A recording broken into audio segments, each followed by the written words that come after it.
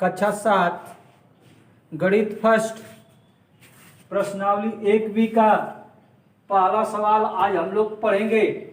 निम्नलिखित पद में संख्याओं को उनके सरलतम रूप में लिखिए।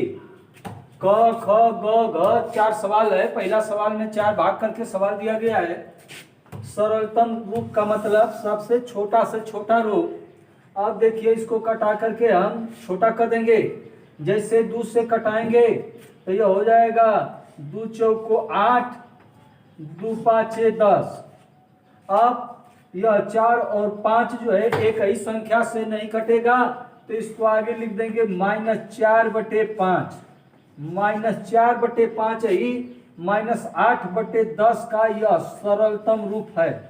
सरलतम रूप का मतलब अंश और हर का जब मस 1 आएगा तो हम समझ जाएंगे कि वह अपने सरलतम रूप में है। इसको 2 प्रकार से समझा जाता है। सरलतम रूप का आशय होता है कि जब अंश और हर का मस महत्तम समापवर्तक जो होता है वह जब 1 होगा तो वह अपने सरलतम रूप में होगा। और इसको दूसरी तरह से भी समझ सकते हैं कि उसको कटा करके छोटा से छोटा रूप में बना लेंगे, ताकि अब उससे आगे न कट सके, तो उसी को सरलतम रूप जाना जाता है। अब अगला देखिए, यह जो है 15/20 है, तो 5 से कटाएंगे। 5 तिहाई 15, 5 चौको 20 बराबर 3/4 हो गया। अब 3/4, 3 और 4 का महत्तम समापवर्तक निकालेंगे, मौसा निकालेंगे तो 1 आएगा। हम समझ जाएंगे कि 3/4 जो है 15/20 का सरलतम रूप है। यह जो है 3/4 हो गया इसका सरलतम रूप।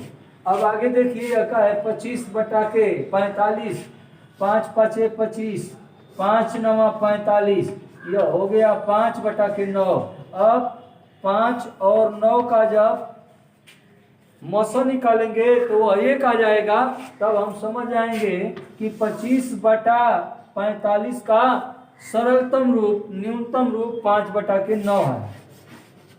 अगला -14/77 है, तो इसको हम 7 से कटा लेंगे। 7 दूनी के 14, 3 7 1 कम 7, 7 1 कम 7, तो यह हो गया -2/11 जो -14/77 का सरलतम रूप है। तो सरलतम रूप का मतलब उसको कटा करके छोटा से छोटा न्यूनतम पद में व्यक्त किया जाता है। इस प्रकार सरलतम रूप बनता है। अगला सवाल देखिए, संकेतों बराबर और नाट बराबर में से चुनकर रिक्त स्थानों को भरिए। पहला जो है क -4/5 बॉक्स -5/7। इसी तरह से ख ग और घ सवाल दिया गया है। इन बॉक्स में जो है बराबर या नाट बराबर जो उचित हो उसको भरना है। तो इसको हम जो है हल कर करके रफ पर समझ करके भरेंगे। देखिए क वाला -4/5 और -5/7 है। यह 2 संख्याएं हैं। अब इसमें जो है हमें यह देखना है कि दोनों बराबर हैं कि नहीं है। तब इसका नियम समझिए। सबसे पहले हर को धनात्मक बनाएंगे। पहला काम हर को धनात्मक बनाएंगे। दूसरा का काम लघुत्तम लेकर के जो है उसको हल करके बराबर और नाट बराबर का निर्णय लेंगे।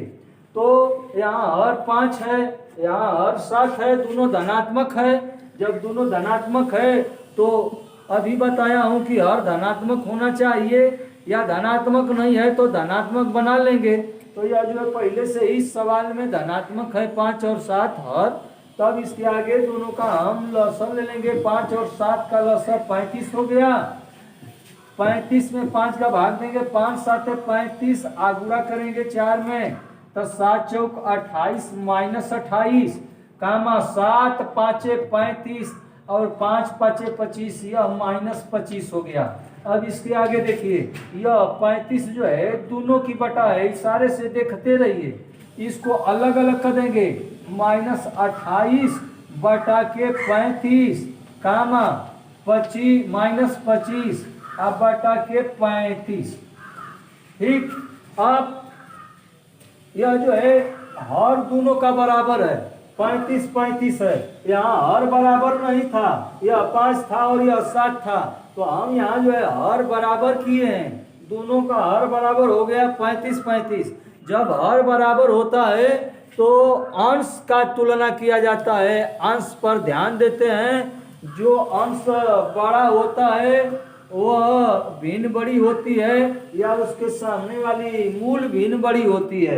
यदि दोनों अंश बराबर होंगे तो बराबर होगा, और जब बराबर नहीं होंगे तो बराबर नहीं होगा। तो इस सवाल में हमें छोटा और बड़ा का चिन्ह नहीं बताना है, कौन भिन्न बड़ी है कौन भिन्न छोटी है यह नहीं बताना है। हमें केवल यह बताना है कि ये दोनों भिन्न बराबर हैं कि नहीं, केवल बराबर हैं या नहीं है, यह निर्णय लेना है, बताना है। तब देखिए दोनों का हर 35-35 हो गया, अंश मिलाएंगे तो यह -28 है और यह जो है -25 है।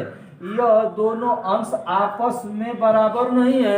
यदि दोनों अंश आपस में बराबर होते तो यह जो दी गई भिन्न है यह आपस में बराबर होती, लेकिन यह दोनों अंश बराबर नहीं है, इसलिए यह दोनों भिन्न जो है बराबर नहीं है।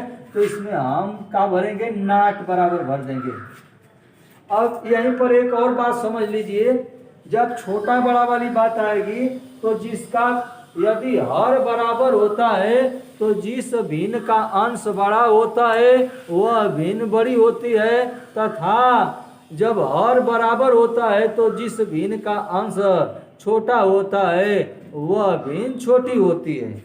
अब इसके आगे देखिए ख वाला बटा के -11, बॉक्स की जगह हम कामा लगा लेंगे। यहाँ पर रफ कार्य पर बॉक्स बनाने की कोई जरूरत नहीं है। -7 बटा के 11 हो गया।